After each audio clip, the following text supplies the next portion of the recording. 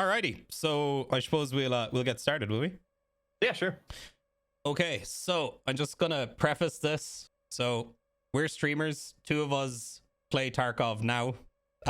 This gentleman up here, Mr. Oddbawz, he currently streams War Thunder, amongst other things. He used to stream EFT all the time, but gave up on it after like some of the systems were changed, and he just didn't really enjoy the game anymore. Yeah, so it was more of a break than anything else, but yeah, about 4,500 hours in a very short period of time. It was a lot of gaming on Tarkov for sure. Oh no, I can relate. So that was just to clear up anybody wondering like who this gentleman is if you hadn't seen him before. But he has an absurd amount of experience. One of the best players this game has like ever had. And also one other thing I would like to say as well, because I know we're going to get comments about this. For the people that constantly say, shut the fuck up, privileged streamers, the game's in beta, blah blah blah. Yeah, the game is in beta, and if you use that as an excuse to just kind of, you know, discount everybody else's opinions, you're a dumbass, because a beta is designed for testing and for feedback. So what we're doing is we're giving feedback. So please stop saying that. So I don't know where to start on this. Klean, you have the most experience with podcasts. If you want to crack this off, then I'll hand it over to you. Well, I guess, I mean, what's like your main, because I know you've been talking about like the contrast recently about how players just kind of want the best in slot gear immediately and stuff like that. Like I'm just kind of curious, like what topics do you really want to touch on mainly? So for me, my biggest problem is with the flea market and being able to get that at level 10 and basically just making all of your progression and all of the quests that you can do pretty much irrelevant.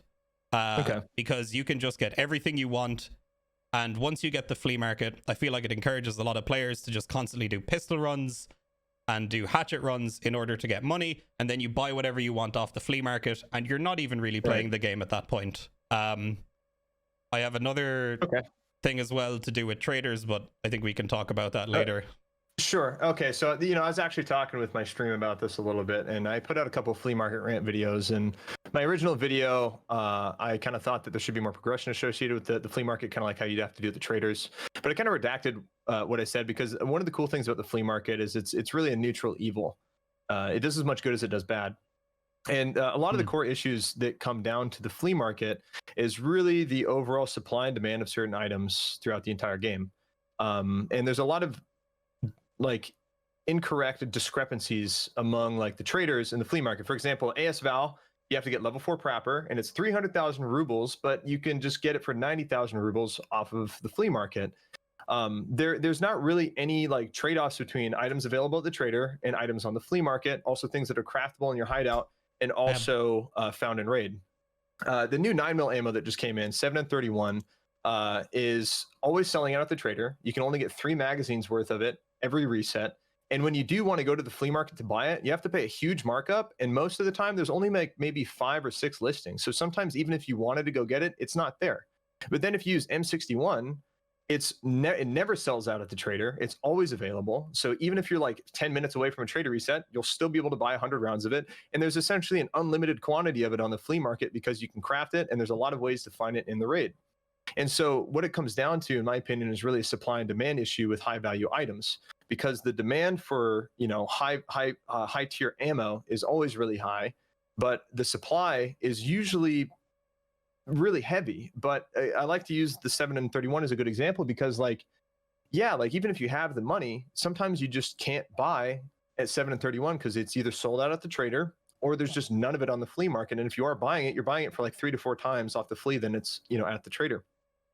And I feel that a lot of the issues with the flea market really stem from the fact that the availability of like the good ammo, especially, is just way higher. The demand and the supply are just basically scuffed.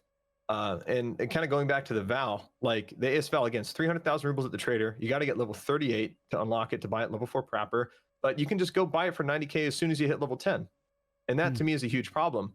And I think what BSG really needs to do is they need to go back and figure out, okay, what items are only acquired from the trader? Except there would be a second way to find that item in a raid, which would be killing it off of a player who brought it into a raid, kind of incentivizing PvP. So let's say the AS Val and VSS are no longer found in raid, and the only way that you can get those is by leveling a Prapper and then buying it from that trader. But you can still find it in a raid, assuming a player bought it from Prapper and brought it in and you killed that guy. And now you're rewarding PvP. And then when it goes back to the ammo, a lot of the high tier ammo needs to follow the same rules as 7N31. It shouldn't be craftable in your hideout. If you are finding it in raid, it should be in very low quantities and ammo caches and Jaeger stashes, and it should have a very limited supply at the trader, to where, you know, if you're not there in time, it's just going to sell out and it's just not available. So like, even if you did want it and you have the money, you wouldn't be able to buy it.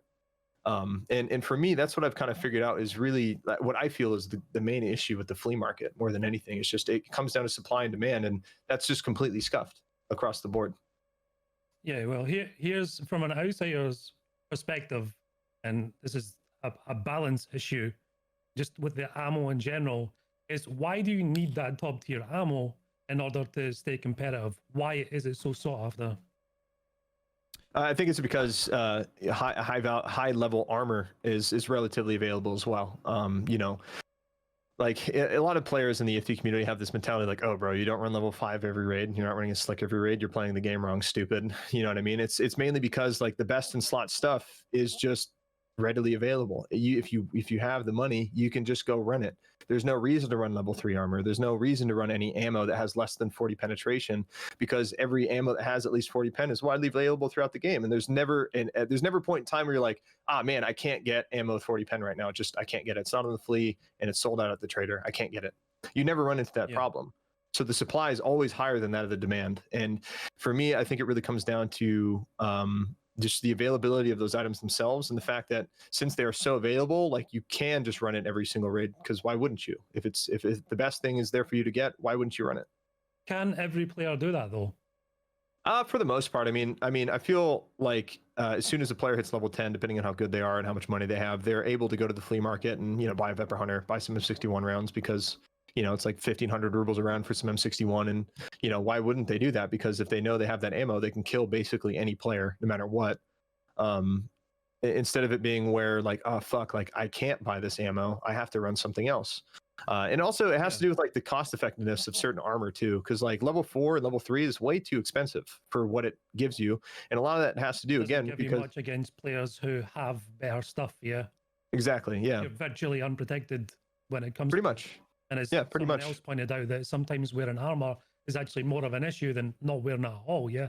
Yeah, no, 100%. No food after midnight does basically no armor runs, and he says in terms of his experience so far, about 90% of the engagements that he had, armor wouldn't have made a difference in that fight, because most of the people that would kill him would have, like, you know, some pretty high pen value ammunition that's basically just gonna go through the armor anyway.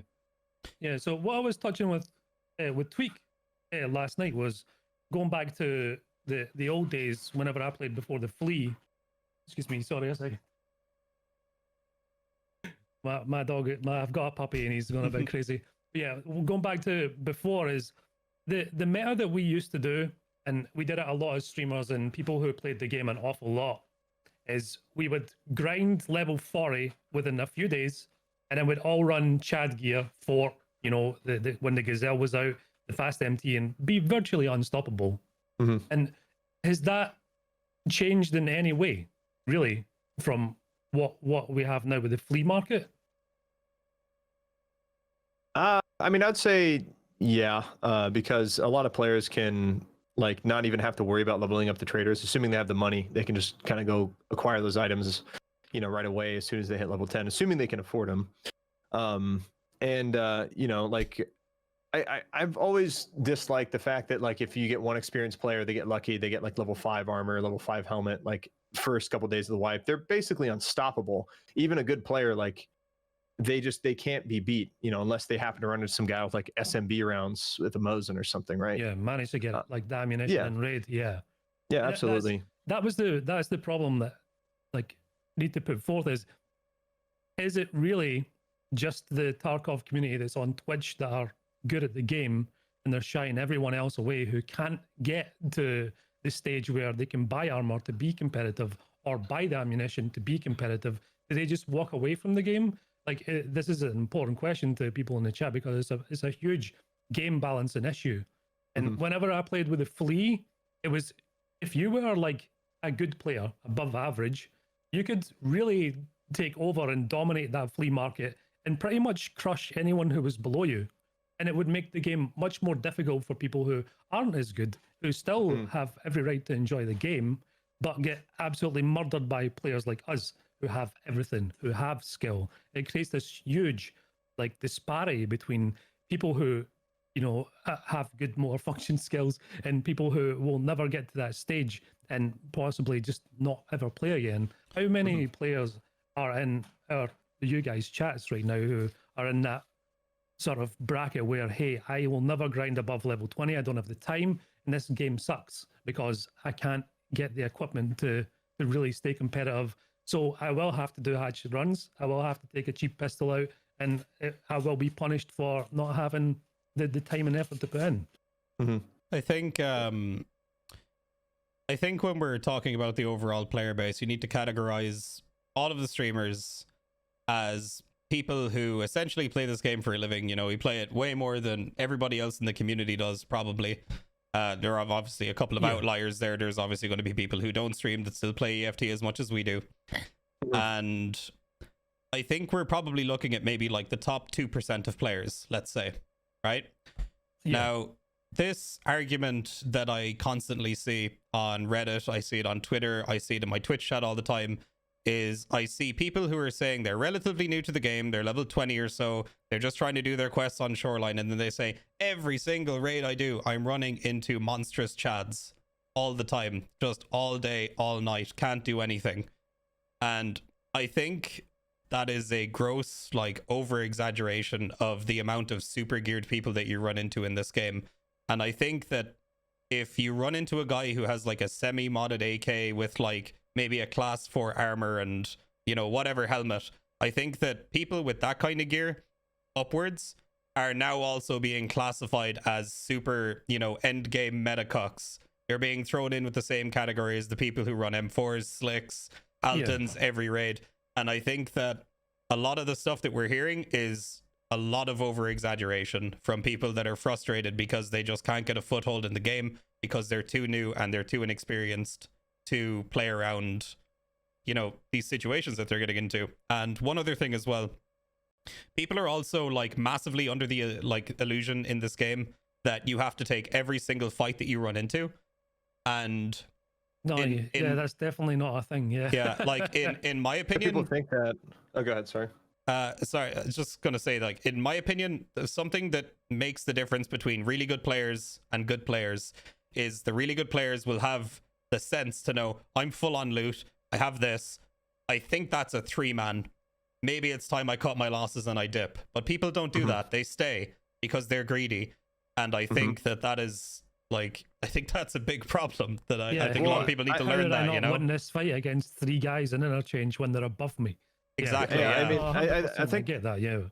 I think a lot of that stems from a lot of the streamers, because a lot of the streamers, like we rush through the progression very quick. We usually get, you know, Kappa in about a week or 2, you know, give or take. And what else is there to do besides just go for the fucking frag and kill everything that we see, because there's literally nothing else to do. And that's what kind of gets views. And a lot of popular streamers, you know, that are like the frag streamers that always just go for the PvP. When new players come in and they see that, they're just like, oh, this is how the game is supposed to be played. This is how the game is played, because if if this is what the experienced players are doing, like, then we should do the same thing. Like, look at COD, look at the Warzone players, like they run the metas and they run like the MP5 or whatever. Like, everybody follows that same path that those guys are doing, and they're just like, oh, if they're doing this, I have to do the same thing. So if I'm not going for the kills, I'm a pussy. I'm playing the game wrong, and I would be shunned if somebody found out that I decided to value my life instead of just going for the kill. And I really feel like that's something that's really just enforced by a lot of just like the PvP streamers, because all there really is to do at the end of the progression, which we have no end game, it's just like do side missions, get Kappa, that's it. It seems like EFT is really just an arena shooter with like a looting aspect and extra steps. It is. Yeah. And that's what people get as an impression, and that's what people think like the game is. But in the next 6 months or so, like really once Streets comes in, that's when the progression for EFT is going to change forever. Eventually, like sometime after Streets, a couple patches afterwards, eventually like we won't have traders available. We won't have our hideout. We'll have an offline prologue mission. We'll be in streets. Then we have to work our way and have to like literally progress through our raids. Eventually meet the traders in a physical location. That'll be a safe zone because people are like, oh, well, people are going to camp traders. Everybody, like, they always just try and make excuses for camping and extra camping and shit. But eventually the overall progression of EFT is going to completely change from what it is currently now, because what we had for this entire time is a byproduct of development, which is basically giving us the middle portion of the game by allowing us to basically talk to all the traders already, being able to do side missions for them, being able to go in whatever raid that we want. And that's just kind of what the game is right now. And people think that's how EFT is going to be forever. And, you know, EFT doesn't have an end game, and the end game is the personal story missions. Like eventually, like you won't be able to go to labs. You'll have to eventually progress far enough in the personal story missions to figure out where labs is, and then you can start going to labs. But even when you do go to labs, you're going to have to go through multiple raids to go to labs. You can't just go in and out of labs and back to your stash. You're going to have to go through 3 raids every single time to go in and out of labs. It's going to be more of like a journey. And a lot of people, again, they just think the way EFT is right now and the current progression loop that we have now is what it will always be, and it won't. It's going to be very, very different. And the progression has become much more linear and more based off of lore and story that we're eventually going to have to go back in multiple raids and like find, you know, documents and maps and, you know, all this other kind of stuff. And, you know, it's just, the game is going to be much different next year especially with these next couple patches coming up. And really Streets is the main like culminating patch to where once that's in, like that's when the game's really going to start changing afterwards. You know, I think another thing with Tarkov 2 is players don't really seem to value their lives because, again, they just see this game as an arena shooter with extra steps. And because of that, they play with that mentality like, oh, I have to go kill that 3-man. I have to go do this. Like, even though my backpack's full, like, I have to go kill those guys. No, you don't. That's not how I play the game. You know, usually I like to go in and like I make choices to where I value my life. Like, so one thing I do a lot recently is like I'll go up on Dome on reserve and I'll snipe with my DVL because I'm trying to farm mastery so I can get that new animation for like racking the bolt. And when I'm up there and if I get counter sniped or somebody hits me and they miss, I just leave. I just like, hey, I don't care. I don't want to get this guy exposed my position. I'm just going to take Red Rebel and get out of here and reset the raid because I just don't want to have to buy another loadout again and like equip all that shit and then go back in again. Yeah, that was my problem with the game is the buying stuff in the flea market, making sure you've got everything you've got. It's a chore. It's like maybe like 10, 20 minutes to get the things where you're like, hey, okay, this is what I want to do. But, you know, okay, I can't buy this ammo or I can't buy this scope or I can't buy this grip. Well, the grips really make that big a difference to me when I'm playing. But I think, like, to touch on what you said before, though, I think a lot of people forget with Tarkov is the first thing, if you go to the Tarkov's website, the description of the game is RPG. And it's gone, I think Nikita has almost been forced to change the direction the game is going in and added things like ear hitboxes and jaw hitboxes and make it more realistic. The more realistic stuff has been added to the game, and honestly, the less fun it's become for people to play. And we were talking about it, you know, you buy the best armor in the game, you've got your Atlan on, and someone can shoot you through your eye slit. You know, maybe it wasn't a good shot. It could have been a bug or a glitch or whatever. And you get a hit in the ear through a helmet that's supposed to protect your ear. A lot of these things cause problems and frustration, and it doesn't seem like Battlestate really react to these sort of things that are added in.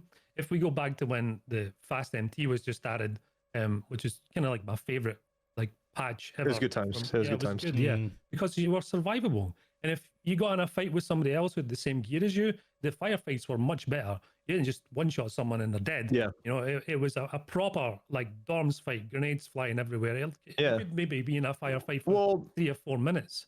Yeah, back then, like, you couldn't buy unlimited amounts of good ammo, like, from the trader, because you could only buy so much. And then generally a lot of that ammo would, like, sell out at the trader. So it's like, sometimes like you could have a couple mags of your good ammo, but you'd also have to have some mags of shit ammo. And also back then I feel like a lot of the recoil control and like the weapon builds were not as strong, because like right now like you can get guns like so low recoil and it just makes it so easy just to be like to spray, and like you can lift your mouse up off your desk and the recoil pattern is going to stay the same. Back then, like a lot of the builds weren't as good as they are now, and that definitely reflected the overall TTK of the game. Yeah, I mean, we started that meta, you know, the running around the rafters like lunatics in factory, and jumping about dorms, like just running around like a lunatic. And partly one is because we had the funds in game to buy that ammo before anyone else could. have the fort armor, the MTs to be virtually unstoppable unless you came up against somebody else that had equivalent gear. And there was not much people could do about that. And I guess like the flea market's done an attempt to balance it out, but it's like the more you add something strong to the game, stronger armor, the more you have to make something that's cheaper that can break it. But then that Mosin, for example, when it was first added, it was a nightmare. Oh man, people read my Alton, reee, LPS, reee. It took away the RPG element entirely. And sure, it's realistic. Yeah, of course, a Mosin's going to go straight through a steel helmet. But was it fun to play unless you were using a Mosin? No. No, it's the same what you're saying with like the hose mentality with like the high rate of fire builds, M4s, and when the MP7 was added, oh my god, we were unstoppable. I had like a 50 KD against PvP. Yeah, it was nuts. It shouldn't happen. Yeah. Again, there's a lot of game balancing needs to be done, and I watch a lot of Tarkov. For anyone who's wondering why the hell I'm on here, I watch my friends play, and I love the game. It's the best first-person shooter that's ever been made, hands down, in my opinion. But having so many things to micromanage really puts me off from going in, especially, you know, if I have to feel like the first few days I need to rush to get to level 20 just to make sure that, hey, when everyone else now is above level 40 and all I've got is a choice of, hey, save up on the flea market, buy the ammo that I need to take someone down, and then go from there. That gameplay loop is kind of sucks. It sucks. It really does. I would much rather. But again, some games are boring if they're balanced. And I mean, but the thing about Tarkov is it's supposed to be dynamic. You should never be able to predict every single firefight and situation that you get into, because it's supposed to be the randomness about the game that makes it special. That is what makes it fun. Yeah, totally. Times you remember in dorms, like we're like early in a wipe, and we'll come up against someone that's decided to bring their 4 out, and it's like, oh, holy shit. Fuck like, yeah, dude, like scary. I remember getting excited. You can one tap anybody. You don't get the rush anymore. It's like, oh shit, did Fort Fast guy? We made a meme out of it, like Fort Fast gas station. Like it was always like, oh damn, dude, this guy is gonna murder us.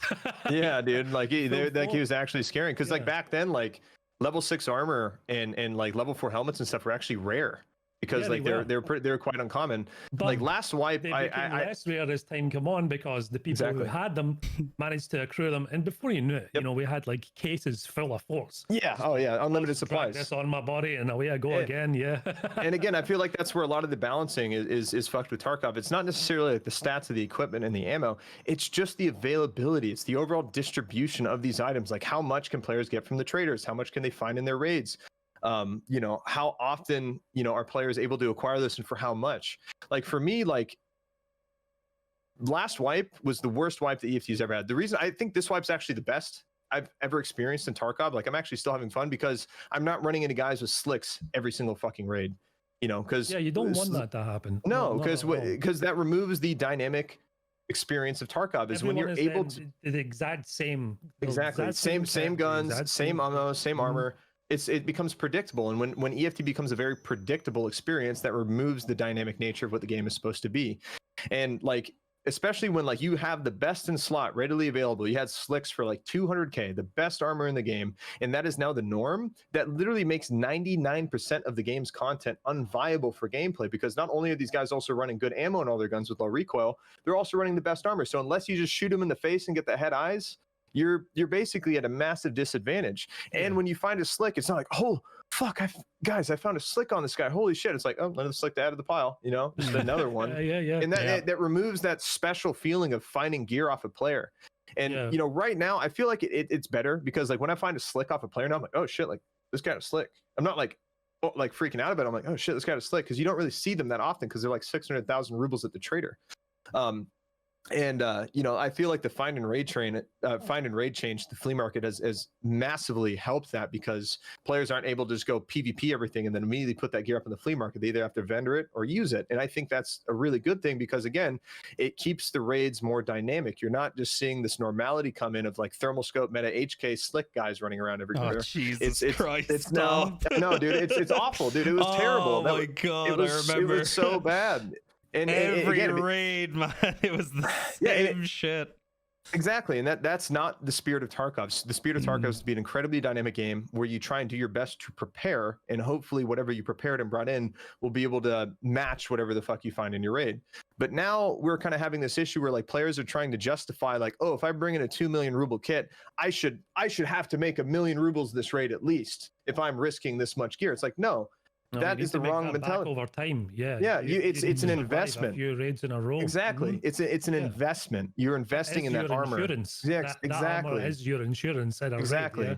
Yeah. You can't just. I mean, at the same time, you kind of expect your gear to make you survive a raid. Yeah, it's just not going to happen. Yeah, but I mean, a part of the problem is that if you bring in that 2 million ruble kit, you're probably going to meet a guy who has fucking M61 ammo in his Vepr Hunter because it's so readily available that it's not going to feel like it's impactful anymore. Just like with the Fort and Ops Core guys, like back in the day, like, oh, fuck, this guy's got Fort and Ops Core. Like, this guy's going to be a tough kill. Like, you're able to identify that gear. And now you're actually questioning if you even want to try and engage this guy or not. But now it's like, oh, I pretty much always have ammo that has at least 40 pen or like 50 pen. And I'm going to be able to one tap this guy if I hit him in the head no matter what. So if I land the headshot, you know, I'm good.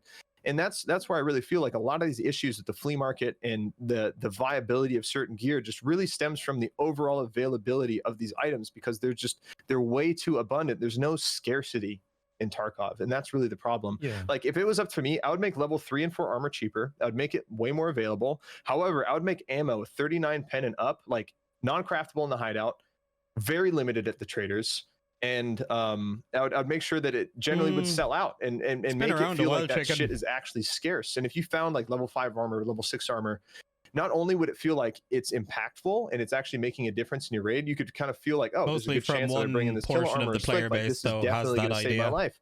But there's still that chance that you could run into some guys like, you know what, I'm going to bring M61 rounds this raid. But because he decided to bring M61 rounds wasn't because it's just like, oh, I can just get as much of this as I want. Maybe this guy saved that ammo and he just decided to bring one mag in with some good ammo just to be sure, you know, maybe if he sees some super geared guy, he can kind of pop him. But when you allow for the game to provide like a lot of the best in slot gear all the time, why wouldn't you run it? Because you can get it. Like if you're offered a fucking filet mignon steak and a bologna fucking sandwich, and it's just like, which one do you want? It's like, of course you're going to choose the steak. Why wouldn't you? But if they said, oh, sorry, the filet mignon isn't going to be available till Thursday, you're going to have to stick with the bologna sandwich. You have no choice but to get the bologna sandwich now.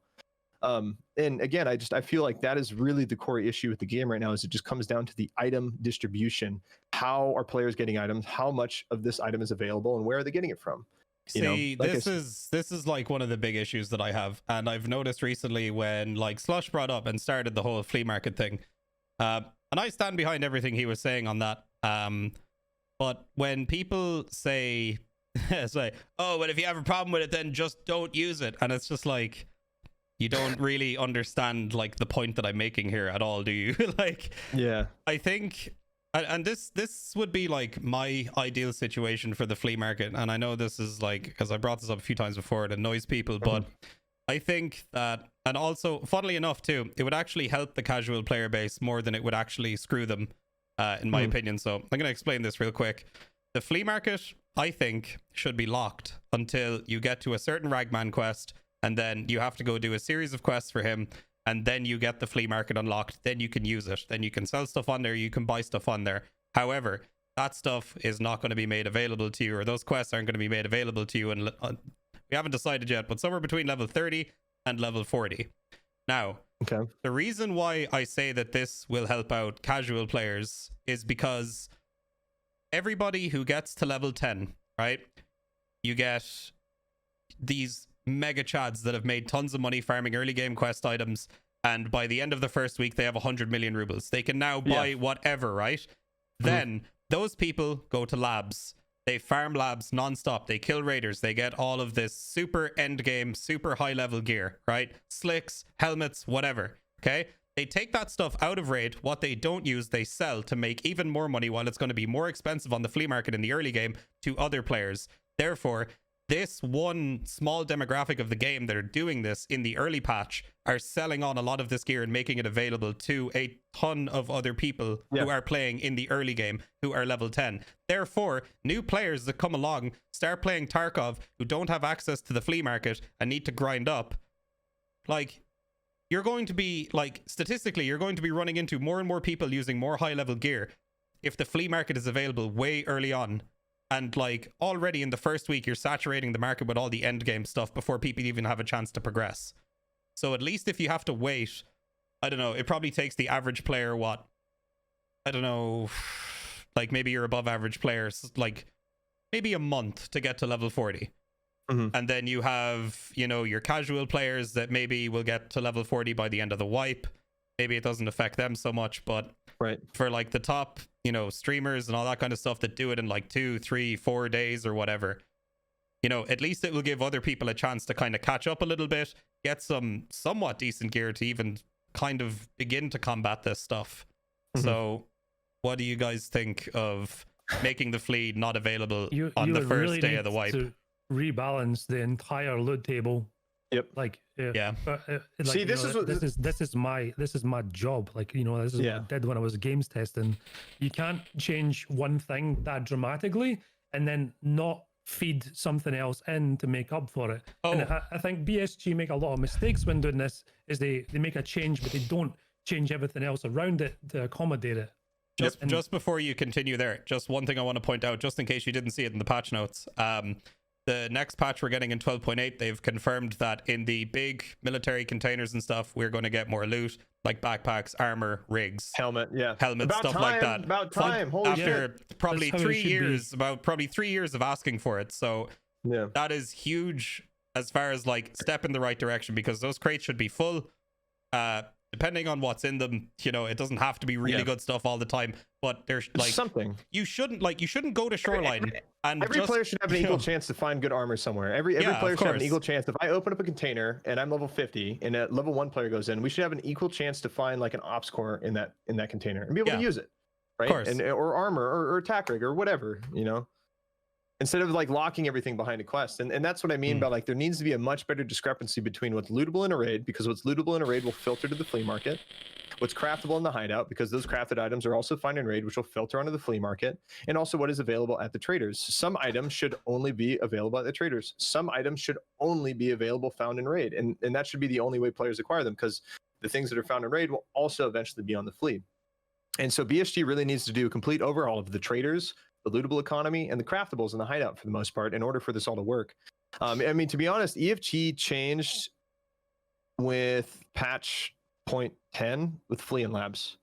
When the flea market and labs both came in, like that, honestly, like it sped the progression up like 10 times when the progression was already quite fast. Like, you know, leveling, getting to level 40 and stuff like that. Most players, you know, who are good could do it in about a week. And then, you know, those traders would have access to the good gear and good attachments and good ammo.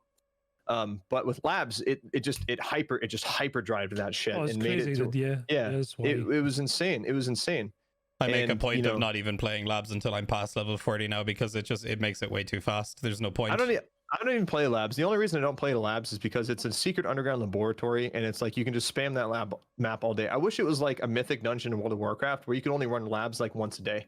So if you go to labs, like, hey boys, we're going to labs, big deal. And people are like, oh, but the cheaters. It's like, you don't balance the game around cheaters, man. Like, majority of the people playing Tarkov are not cheating, right? A majority of the players who are going to labs, they're playing it all day, every single day, because they can afford it, and they go and get the raider loot, and they get out and they just rinse, repeat, and they're just making so much money and getting so much gear out of their raids. I mean, one thing I honestly wish BSG would do is literally remove level 5 and 6 armor from spawning at the beginning of a wipe for about a month, and remove it from the traders as well, and also remove any ammo that has like 40 pen or more, or maybe like 45 pen or more. It's just not there. You can't get it. So for about a month, you just have to use the shitty gear. Then after a month, there's like a new event, maybe some new quest lines that like, hey, new lucrative items are now available at the traders and are now spawning in raids. And now players are kind of chasing those items now because there's something to look forward to, instead of it just being, oh, first day, level 5 armor, level 5 helmet, I'm just going to shit on everybody.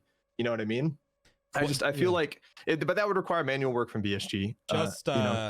To expand on that point just a little bit, saying like you can't even access this armor early because it trivializes the game for a portion of the player base, and it makes it honestly somewhat unfair for other players because you just won't have access to the ammunition to kill them. Of course, somebody who's experienced can just one-tap them, you know, if they know how to play the game. But like a massive majority, identify the helmet and stuff. A lot of the player base isn't like that. However, one thing I would like to see be added to the flea market at some point is certain items just can't be bought and sold on the flea market. They're just blacklisted.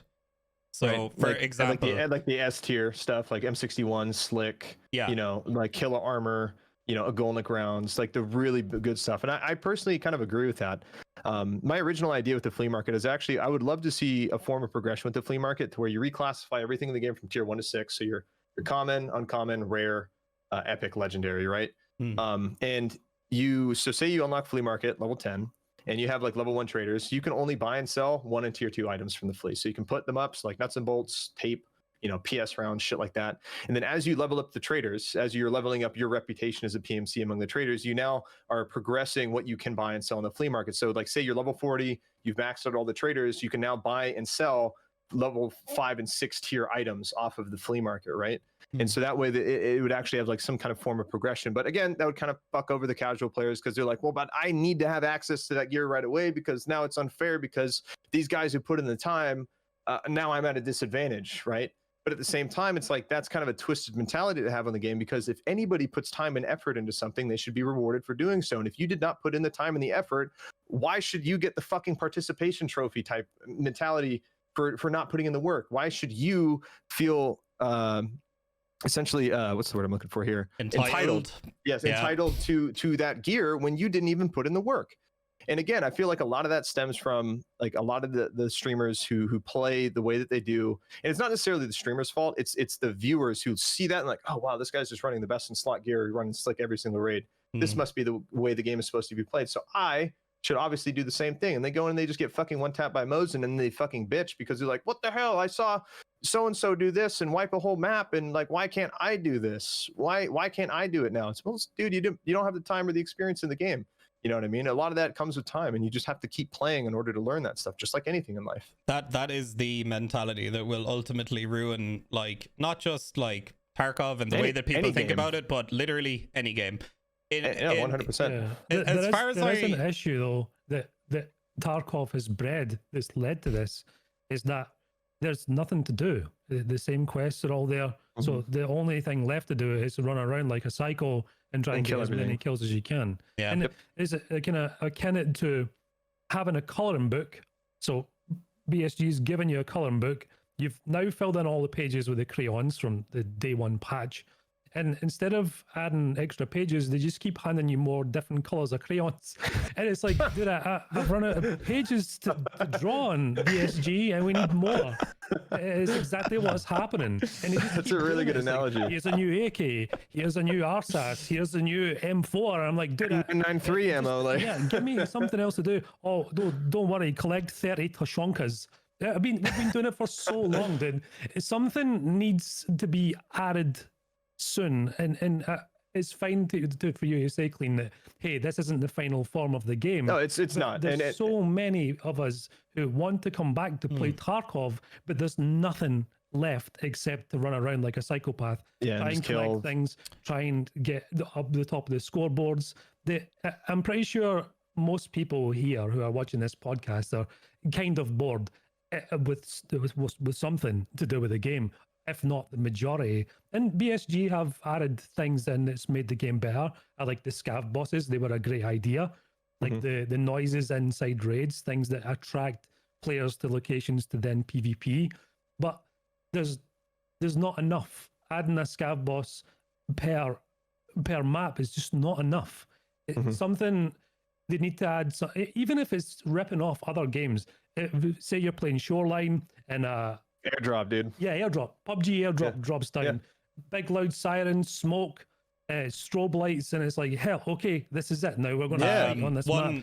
I'm not geared for this. I better not fight this. I'll just go elsewhere while everyone else is distracting. It's to be more dynamic. And the quests, they need to be reworked like as soon as possible. I just want to interject in here real quick because I'm seeing this already in chat, like from a couple of people. What about optimizing the game? So they're currently working on moving the game over to Unity 2019. They're working on it. Tarkov, as far as like it is, you can't compare it to any other game. As far as the way the shooting works, the armor works, it's so fucking complicated. They're working on it, and it will come in time. So yeah. And it's Yeah. also Even the next different patch. departments. It's different departments working on this shit that work on content. And then there's people that work on optimizing. Then there's people that work on netcode. The people who work on netcode are limited because of the engine. The people who are working on optimizing the game are limited because of the engine. When they upgrade the engine, that stuff will come. So just... Yeah. I see you, Like, but just relax. Yeah, Okay? it's a wrong mentality to have, and it's honestly really ignorant to think that that's just how development works. Like, granted, programmers are like the main powerhouse behind game development, but the guys who are programming are not designing maps. They are not making animations. They are not making new armor. They're not designing new helmets. They're not making new weapons. They have to eventually program that stuff into the game. So after the modelers and the animators have made a new gun, it's on to the programmers to then implement that to the game and make sure it's working correctly. However, a lot of the resources dedicated in a dev team is really reliant on those programs themselves. So like, yes, of course, like a lot of the effort will be kind of focused on optimization one patch, or it'll be kind of focused more on content, because again, those programmers have to allocate their time into implementing that stuff to the game. But when you say like, just fix the lags and the desyncs, like that's just not how game dev works. There's so many different departments that do so many different things. But that is kind of driven by the programmers themselves, whom have to implement all that stuff into the game. And it's just important to realize, like, they are always working on optimizing the game. They are always working on improving it's a constant performance. work in progress. It never the stops. Number one, they complained about it back in the day, even with Nakia on the podcast when we did that together. Klean is bringing up the optimization, but it really does suck that adding new things to a game breaks more things, and you have to keep smoothing out as you go along. And the more things we ask to be added, the worse it's going to get until it gets smoothed out again. And this is a big part of game development. And unfortunately, BSG are keeping their studio quite small. If they were to expand that or find another way to monetize the game, maybe they could invest more they in got like 100. They got like 120 members right now, but they're all working from home still because of COVID very and stuff. small. Yeah, it's still very small. No, absolutely. Especially for how ambitious Tarkov is, because EFT, you literally cannot hold a candle to any game compared to Tarkov. Like, EFT is so much more complicated than any game I have ever played. It's just, there's so much more going on than what a lot of players seem, because they just kind of see it and they're like, oh, I want it to work. I'm like, I want it to work too, man. But it's just like, EFT is not like any other game on the market. And that's why it has stood out and why it has such a loyal fan base. And a lot of people who have only recently come in from like the Drops event and stuff, like, these guys just got to realize, like, for like people like me, I've literally been here since the beginning, since like the very first streams of Tarkov. I was the second person who ever streamed this game ever. The game has improved massively since the alpha. Definitely has, yeah. It has improved massively in the last 3 years. It's not even the same game. Like, it's insane. It's not. Yeah, I mean, generally, like, the gameplay loop's kind of the same. You know, wipe happens, you do the quests, you go fucking get your pocket watch, you fucking level up the traders. Like, the general gameplay loop's the same, but overall, there's so much more there, and there's so much more that has been added to the game. And also, players got to stop fucking complaining whenever any new feature gets added to the game that slightly restricts the player. Like, I remember before medical animations were added to the game, everybody was crying like, oh, medical animations are going to ruin the game. It's bad for the game. It's going to kill it. I would tell those players to shut their fucking mouths, because Fortnite has medical animations. You should shut the fuck up. Yep. Right. And look, the whole spam IFAC while fighting thing was healing damage as soon as you dish it. Oh my god, it's terrible. Dude. Yeah. It's so the stupid. higher your medical skill, you could literally be invincible with a fort on. Yeah, it's ridiculous. Just spamming your fingers from 4 to 8 with like 3 different IFACs, grizzlies. It was so busted. IFAC was 3-second heal as well on a limb. Instant pack mags, 260 rounders, and just spam the button. Yeah, it was and people complained about the weight system too. And honestly, the weight system, it's too easy. It's too easy no weight now. System. Yeah, there's no weight system. See, I talk about the weight system a lot, and the reason why I liked how severe it was at the beginning was for 2 reasons. One, as you level up your character and you level up your strength, a loadout that used to hinder you and slow you down would eventually not, because you've now played the game enough to where, like, oh shit, this 30 kilo loadout that used to slow me down now doesn't slow me down anymore, because you got your strength up to like level 10 and you're actually feeling that progress on your PMC. And it also created pros and cons to things. So now it's like, oh, why aren't you running 60 rounders? Why aren't you running the longest barrel on your gun? Why aren't you running like the biggest, heaviest kit possible? Because EFT's meta is incredibly one directional and there's no other options. Like, what, like, streamer, are you stupid? Why aren't you running the best thing? It's because there's no trade-offs. There's no pros and cons to things. Like, why is it that I can run around with an M1A that's 8.6 kilos and I can whip it up as fast and have more ergo than an MP7? Why is that a thing? Why does a meta HK that weighs 6.8 kilos have 76 ergo when my MP7 has 60 ergo? Why does that make any sense? It doesn't. There's no pros and cons to anything in terms of EFT's meta. It's incredibly one-dimensional, and the weight system really allowed for players to create new loadout choices based off of weight. Now it's like, oh, fuck, I can't bring in my super mega long juice cannon anymore because it weighs me down too much. Because now, like, yeah, that gun is really good because you have a really high offense, low recoil. You have a big 50-round magazine. You can spray that bitch and basically kill anything that you want. But now bringing that gun in kind of slows you down. It makes it so where you can't bring out as much loot as you want. And it created a pro and con for things. Even Willers, like, he's my roommate. If you guys don't know, I live with Willers now. He is like the biggest Giga Chad that I know. He's one of the best players in the game. He was the only person I know who played like a Giga Chad who enjoyed the weight system because it made him change the way that he played the game. He's like, dude, I like being uncomfortable like this. Instead of bringing in 50 rounders, I'm bringing in 20 rounders in my gun now. Instead of bringing in a big chest rig, I'm bringing in a bank robber rig to try and maintain my weight. And instead of spraying everything that I see, I'm trying to pick single shots because I can't just mag dump a 60-round mag at somebody anymore with a low recoil gun. And again, like, when you level up your strength over time, you're now noticing progress in your character. This loadout that used to slow you down doesn't slow you down anymore. Now it allows you to get more loot out of your raid. And anything that comes to EFT that slightly nerfs what the player can do, people just fucking cry about it, and they complain because they're like, I want to be a super soldier. I want to run around and bunny hop and be able to fill my backpack up with as much loot as possible and not have anything bad happen to me at all. I just want to be able to always run the best in slot gear and never have to worry about anything else. See, I used to bunny hop around the woods, dude, and it was just, I mean, it's awful. The biggest mistake they made was adding in the weight system midway through a patch or towards the end of a patch. Like, that is not how you balance that. And I said it too. They wiped the skill system with it too. They wiped the skills too, didn't they? Yeah, but like, it's We've just been such pretty infamous for wiping skills midway because of some people exploiting. It's just such an unrealistic like look out to it. Now, one thing I will say, strength in Tarkov is unbelievably imbalanced in the way that it levels. It's incredibly overpowered. So are all the skills, like, honestly. All the skills are way too strong. Like, the way strength levels, like, I'm like, what, almost level 60 now, and my strength is like level 15 or 16.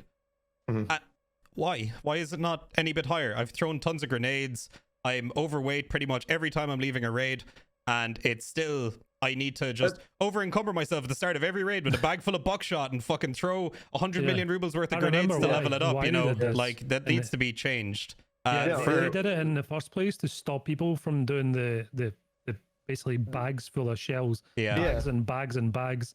And then jumping at a tree for like 30 minutes. It fucks players who play genuinely. And they do that all the time, which is really sad. They need to stop doing that.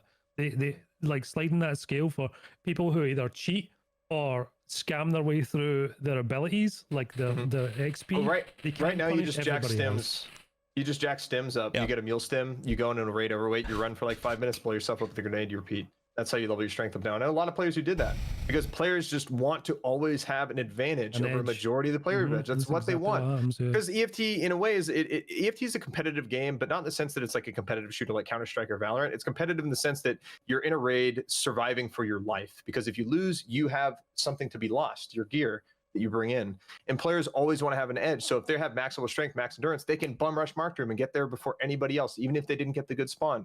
They can do jumps over things that no player can actually get up on top of. They can jump on locations. Even if they die, they'll get their gear back in insurance because a normal player can't get up there and get that loot.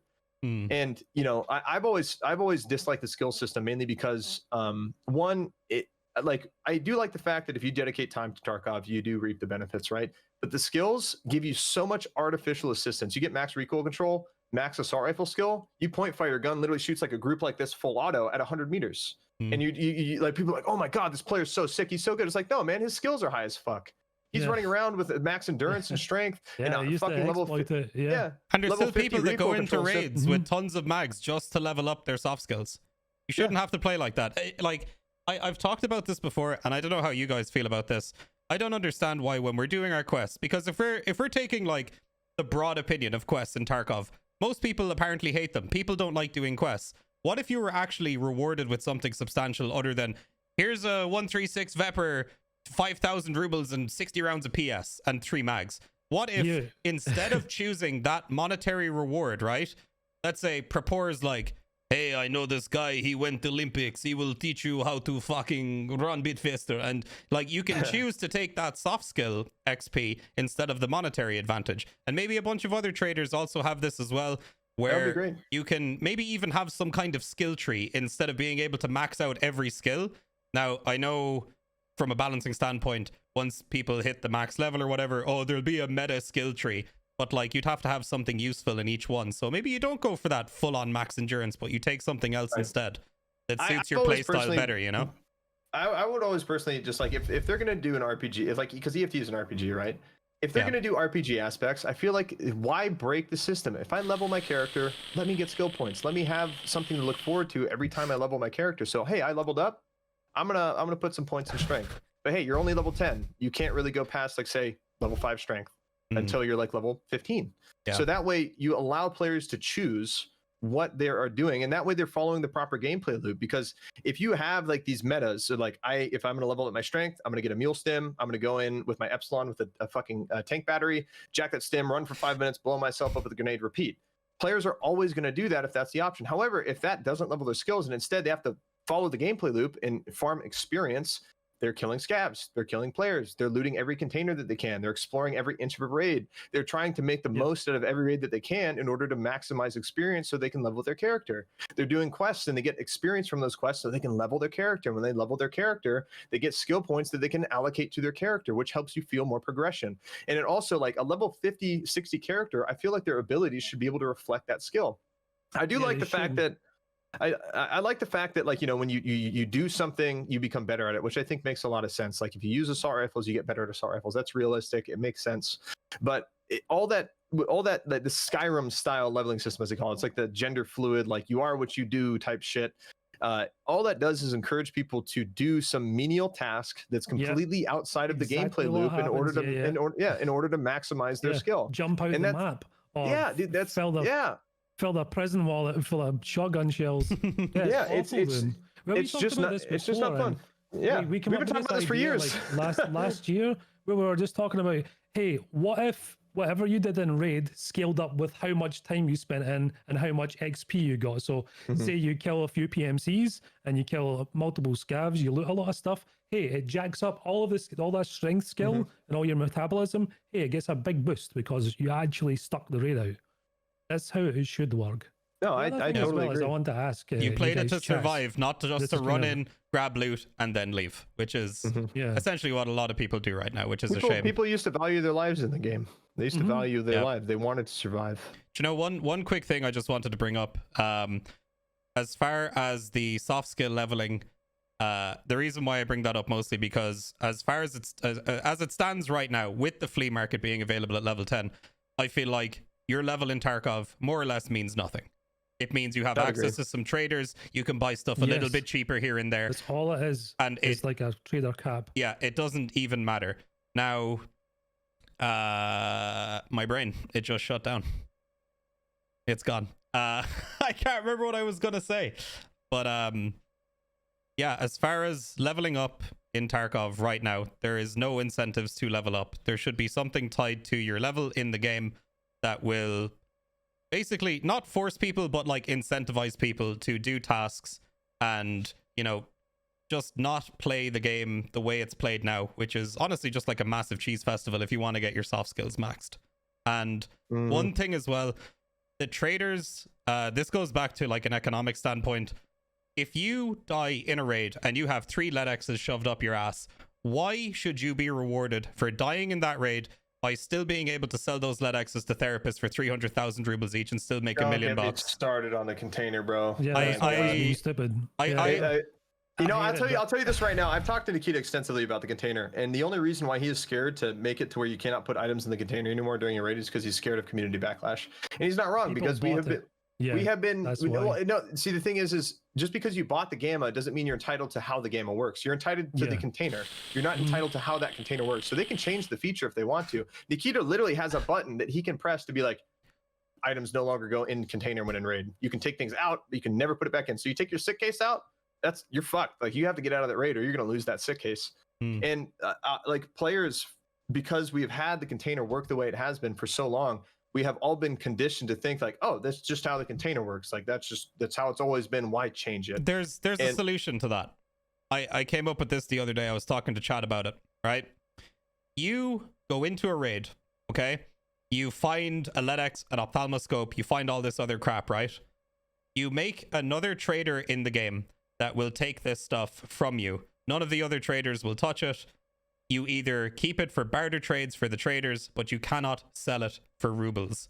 Maybe this other trader will give you, you know, X amount of money for it. Maybe you can barter it for like maybe some kind of weapon or some kind of mod or something like that. You like exchange it for some kind of currency with this trader. And you can use that currency to maybe buy some weapons because, you know, maybe the people that are doing these hatchet runs to get this gear are broke. And it would be some kind of mechanic that would allow them to buy some form of gear to allow them to actually take gear into raid without having to resort to doing hatchet runs or like low level pistol runs. So it would almost be like, it wouldn't really, you know, de-incentivize it, whatever the word is, but it would give people an option, you know, to still further get gear without making money as powerful as it is in the game, because I think money is too strong in Tarkov. I'm going to disagree a bit, and the only reason why is I feel like the change is just simple. I think personally, all they should really do is just make it nothing goes in the container while you're in a raid. You cannot use it as a lootable resource anymore. You can put meds in there that you can consume. You can use keys out of it. It's a utility item for you to keep items that you don't want to lose in that raid. If you want to swap things in and out, you do that at your stash. However, I think level 1 traders need a buff. SKSs, P.A.K.A., like dick helmets, all that shit should be way cheaper than it is. So that way players would literally have no excuse to not be able to run gear. And SKS should be like 10,000 rubles. PS 763 rounds should be cheap as fuck. Dick helmet should be like 10k rubles. Make that very low level gear just really trash level gear, so that way players literally have no excuse to not run that gear. At least they have something that they can use to bring into raid. A shotgun should be like 10,000, 13,000 rubles. The ammo should be fucking dirt cheap. Right. I just want to themselves. Not with good stuff like you would consider meta. The other thing as well is if you shut the gamma container or whatever container you've got, you can only take consumables. You need to up the loot tables in game. To balance that out. I just want to clarify something real quick of what I was saying about the containers there. The reason why I said we do it that way instead was because, as you were saying, Nikita's worried about doing it because of community backlash. This would be something to kind of maybe subsidize a bit of that backlash and say, look, we're taking this away. You can still put stuff in there, but you're going to be penalized for it if you die. So people still have the safety net. They can still maybe use it for their quests that aren't found in raid items or whatever, but it's not going to be as much backlash because you're still rewarded if you survive. You know what I mean? But I agree. I like the idea of locking the container entirely. I love that idea.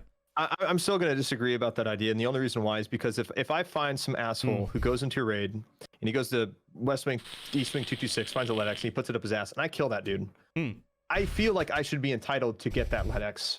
Not that, I get a fucking dog tag now. 100%. It would make PvP so exciting. Like, oh my God, I fucking killed this guy and he had a red key card. And then you go in a raid, you find a red key card. Then you get fucking shot in the face. You're like, fuck, I lost a red key card. Fuck.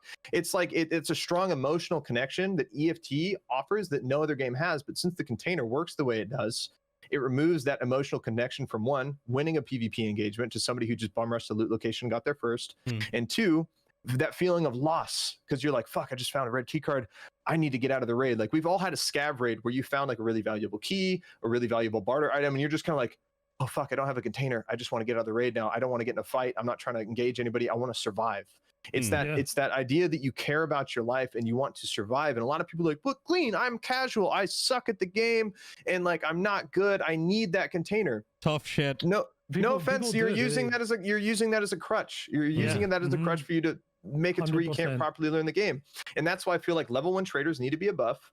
There needs to be a lot more gear that's available at level 1 that is just dirt cheap, so that you have no excuse to not bring in guns. It's not going to be the best guns, but you can still bring that shit into a raid pretty much every single time, no matter what. And you can go into those raids and use that gear and hopefully make it out on top by eventually just learning the game. Keep throwing yourself in situations that are challenging, and eventually you're like, oh fuck, I lost this fight. Oh fuck, shit, I won this fight this time. Sweet. And then you start to feel like you're learning something instead of like, ah, fuck, I have nothing. I can't buy anything. I guess I'll have to go in with my hatchet. Because at the end of the day, I feel like when players are using the container for the sole purpose of looting, you are crutching yourself from actually following the proper gameplay loop of the game, which is to enter a location, fight PMCs, fight scavs, loot, and survive. Not, I'm going to go run to this loot location, throw something up my ass. I don't care what happens after that.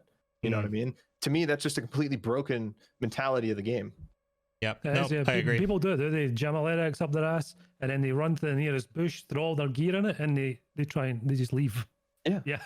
And look, they'll get their stuff back in and insurance. before people say it, Yeah. TweaK, you started all that with that fucking stupid video you made about streamers making money. You did. That was satirical. That was making fun of the people who do that and how fucking stupid that system is. And that video is how old now? And it's still in the game. It shouldn't be how it works.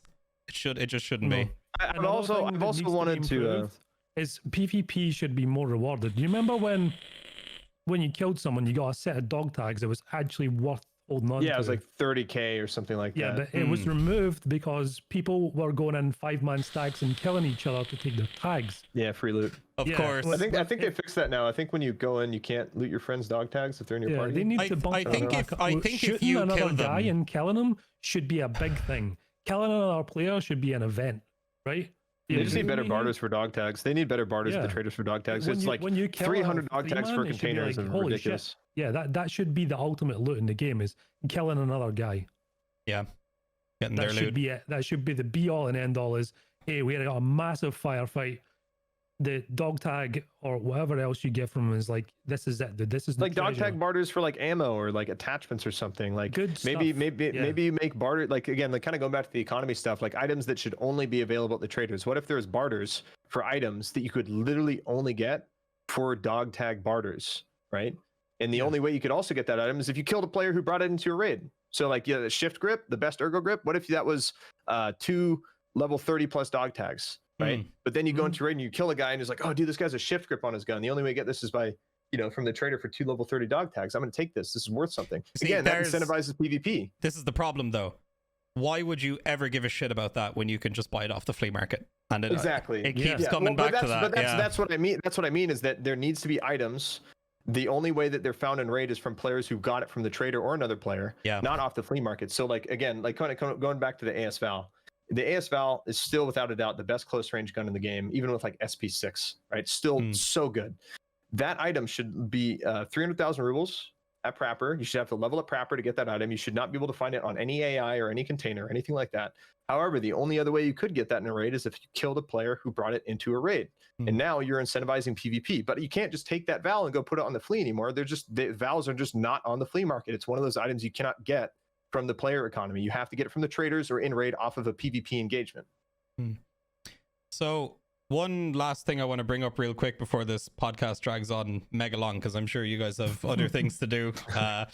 But because I feel like we could talk about Tarkov all day if there was just nobody to step in on it. But weapon progression in Tarkov has become stale, in my opinion. The weapon progression in Tarkov is you level up your traders, you buy whatever you want, you build 4 HKs per reset, no problem. Those will probably last. Yeah, I know. It's fucking making fun of me, Klean. I'm trying to host, man. You buy 4 meta M4s, per reset. That'll last you the 3 hours or whatever, and then you do it over and over and over again. There's no limitations, just the amount of money that you have. Something that I suggested the other day, and I was talking to Chad about this, and I'd love to hear your guys' opinion on this, because I haven't really gotten anybody who streams this game's ideas on this yet, but I thought of an idea where mechanic is now your weapon mastery sensei, right? So you start off in Tarkov, maybe you run an AKU for your first 10 levels or something, right? So your AKU starts off at like level 0. Once you level up your AKU a little bit, maybe you get it to level 1, you get it to level 2, it's like, oh damn, I've got a rail now that I can buy from the trader to put on my AKU. You're like COD, right? Exactly. And this is why I didn't even mention COD there, because I know people that are watching it because I know every system. Dude, it works. It's fun. I said this the other day. I was like, look, if you're going to say it's dumb referencing something that comes from the most fucking successful FPS game that has ever existed, and probably will always be the most successful FPS game, I don't know what's wrong with you. Because what this would do is it would stop people from getting to level 40, boom, running all the meta stuff immediately. Because for certain quests, hey, I've got to level up my AKU now to make this task easier. So, I'm going to run this a bunch. Now I have that fully decked out. And it's like, oh, now that I have this fully decked out, maybe I don't really want to use an M4 right now. Maybe I want to keep using this for a bit and keep leveling it up. And then when you do unlock M4s and, RSASs and fucking whatever other meta guns, SA-58s, you have to progress from the shittiest version of that gun in order to be rewarded with all of the best attachments and best ammo that you can use for that gun. Maybe the last thing you unlock. Maybe the very... If you find it in raid, it's fine, right? Yeah, that was to bring on my point now. The next thing, which is do you guys remember when it was exciting to find an M4 in raid? Now, dude, that was super right? fun. So okay, You could build M4s just by looting. It was awesome. You could build guns by just finding all the parts. That's why they call it M4 room. Exactly. So now, if you implemented this system, it would incentivize you to think ahead and go, oh shit, man, I've got that Peacekeeper quest coming up soon where I'm going to need to use an M4 for a bunch of raids. So maybe that Bravo scope I found, I'm not going to sell that now. I'm going to keep that. I'm going to use it on my M4. Oh, I found a longer M4 barrel. Oh, I found an M4 suppressor. Oh, I'm going to keep all this stuff. And then I'm going to think about it. Oh, I found an M4. That means I don't have to waste money buying one from the trader or the flea market. I'm going to keep that and use it later. Instead of just the time the quest comes around, sell all my AKs now. I'll just go buy a bunch of, M4s from the flea market and then build all these and then meta chad my way through the quests. So how would you guys feel about some kind of weapon progression system in EFT? What do you think? I'm personally a bit indifferent about it. For me, like I've never really liked the way that the weapon stats work in Tarkov because they're a bit unimmersive. Because in real life, there's only like 4 things that really affect like the recoil on a gun. It's your barrel, it's your ammo, it's your compensator, and then the weight of the gun. Those are the only real world factors that actually affect the control of the gun. Not a different foregrip, not a different buttstock, not a different pistol grip. None of those things affect actual weapon recoil in real life. Well, actually, there's also a 5th thing. That's also your ability to shoot that specific gun. It's your ability to handle the gun in real life. Muscle memory. Exactly. Exactly. Your muscle memory, precisely. And so for me, like I've always disliked that like butt stocks and foregrips reduce recoil and stuff like that, when it really should just be your ammo, your barrel, your compensator or your muzzle device, whatever that is, and the weight of the gun affecting your recoil. Everything else is kind of personal preference in terms of your ergonomics and comfort using the gun. So like, for example, like, a Mosin is still going to have a fuck ton of recoil, even if you put a rubber butt pad on it, but putting the rubber butt pad on it's going to make it way more comfortable to shoot. It's still going to have the same amount of recoil, but now if I put a compensator on there, it's going to have a lot less recoil because the gas that comes out is obviously going to help push the gun down. And for me, it's just EFT's weapon balance is horrendous. It's awful. Like I said, why does it a meta HK that is 6.8 kilos for you Americans? I'm also American. That's 14 pounds. Why does that have 76 ergo when an MP7 has 62? How does that make sense? I can sprint and my gun's down and immediately pops back up. And that gun is also 28 inches long. Why am I whipping that thing around just as fast as a subgun? That makes absolutely no sense. Not only from like a realistic standpoint or an immersion standpoint, but also a gameplay standpoint. Because you get these guys who are like, why aren't you just running the meta gun, streamer? Like it's obviously better. It's because there's no trade-offs to things. I love how Call of Duty does their weapon balance, because adding like big, massive recoil attachments slows your character down, slows your ADS speed down, but it gives you an advantage of having recoil. Again, creating a pro and a con. Just like real life, there's a balance to all things. You have good karma, you got bad karma, right? But in Tarkov, it's just like, nah, everything is just good in one direction. And my 78 ergo, 34 vertical recoil, 6.8 kilo HK is going to outbeat pretty much every single gun in the game. There's no discrepancy between different attachments whatsoever. Like, a player who favors ADS speed, movement speed would probably go for a more light, short barreled rifle versus a longer, larger, heavier gun with a 60 round mag. There's absolutely zero discrepancy between pros and cons between weapon builds because they only go in one direction. And that's because the weapon balance in Tarkov is totally scuffed. Yeah, I don't mind some RPG elements in the game where, okay, a foregrip's going to add +1 ergo. But when you start like adding them up like massively, like you're saying, you're tipping the scale to one side far too much. But at the same time, if you add more realism to the game, it kind of makes it more frustrating. Yeah. But yeah, like you said, it's just a balance issue. And the problem is making sure whenever you do implement a change like that, it doesn't go over tips over one scale where attachments are now useless. Yeah. They need to make a decision, right? Okay, if you're saying like the MP7 has got less ergonomics than the 416, there's definitely a problem. And it's nothing to do with the attachments, right? That's to do with the actual core gameplay mechanic. Yep. So that all needs to be adjusted first. And then you can go, right, okay, adding +5 ergo and -2 recoil to a foregrip is unrealistic. Or adding a rubber butt pad to an AK. Remember when the rubber butt pad made the AKM laser? Oh yeah, Yeah. no, That was they ridiculous. removed like 15% recoil or something like Yeah, that. it was like nuts. 1,500 rubles. They came with just the DTK suppressor, and you'd run around iron sighting that bitch on factory, just remember mowing that? people down. That shit was so fun, Yeah. man. Yeah. But it was a good time, but it shouldn't have been a good shouldn't time. have been a good time. No. I mean, there's a lot of things that could be implemented that just need a more gentle touch rather than just hey, let's just yeehaw this one direction and just be like, oh, okay, Yeah, we've created more problems than we started with. They gotta start from scratch. Like a couple of things that I think need to change is like, first of all, like a weapon's weight and length should affect the readiness of the weapon. By readiness, I mean how long it takes for it to go down and come up from sprinting. You shouldn't be able to whip around a long ass weapon that weighs 8 kilos just as fast as an MP7 from sprinting. It should be like, slow down, you're sprinting, oh shit, there's a guy, it's coming up. But when you're shooting that gun, it has really low recoil. You got a high capacity mag. You're able to like, you have a very strong fire effectiveness against that player. But is it good for being a bum rush player and like sprinting in somebody's faces? No, that's where you use like an MP7, use a lightweight, maybe a shorter M4 instead of like a long HK, a short barreled HK versus the long one.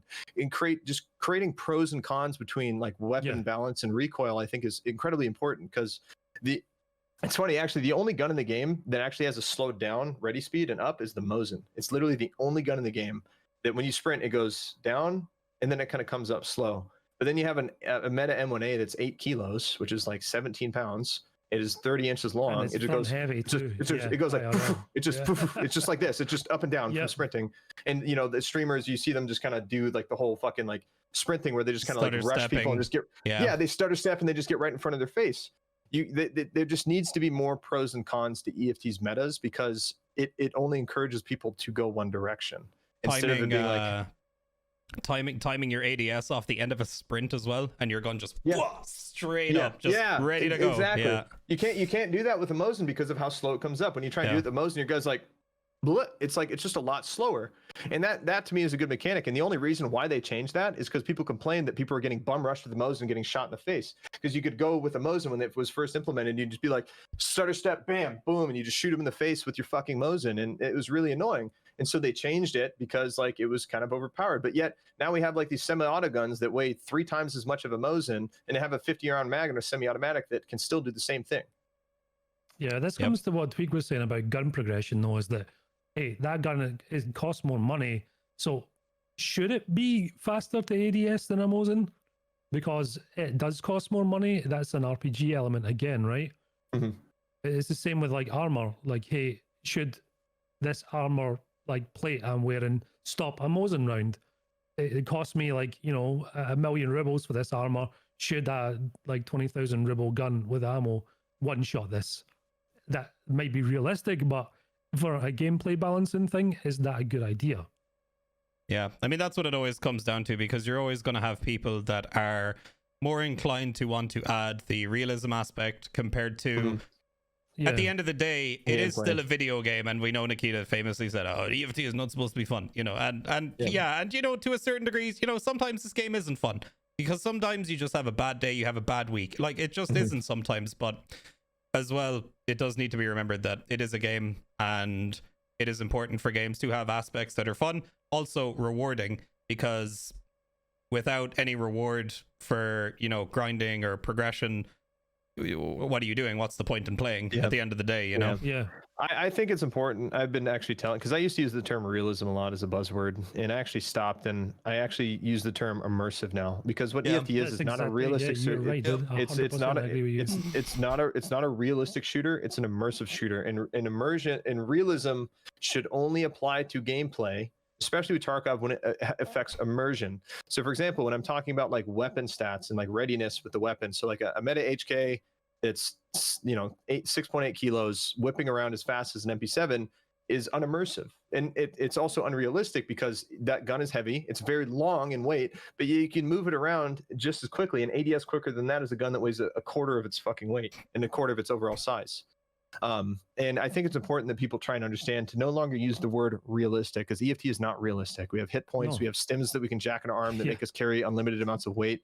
We can, fucking jump off buildings and break our legs and just be perfectly fine. 7.62 at the arm, just pull a bullet out. You know, maybe maybe not after 12.8 though. They did say in the patch notes that they're increasing the damage from fall damage. Yeah, so I hope so. Yeah, I don't think we're gonna be jump off resort anymore. You should. I keep a P22 in my container for the sole purpose of jumping off a roof to kill somebody, so that I don't kill myself when I fall. Yeah, I keep that in my container. I just have P22, jump off the roof. I land, I'm not dead, and I kill that guy.